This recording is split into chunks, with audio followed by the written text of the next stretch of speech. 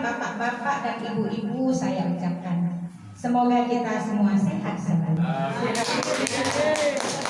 Memancing ikan di Gunung Pandan, anjingnya bagus dari Purwokerto. Kepada Pak Pengawas saya kabarkan, beginilah keadaan sekolah Sumberjo. Budaya Melayu bersair-sair, sair ditulis dengan teliti. Sekolah ini sering kedatangan banjir.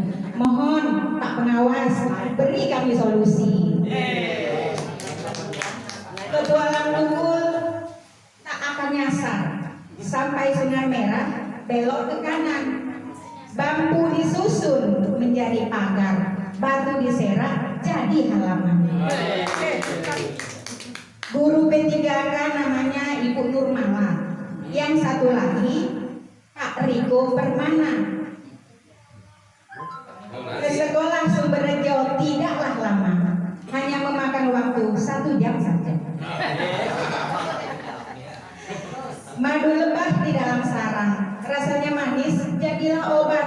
Kalau bapak-bapak dan ibu-ibu mau mandi air telerang, kolamnya ada di tualnya. Dan sekian dan terima kasih.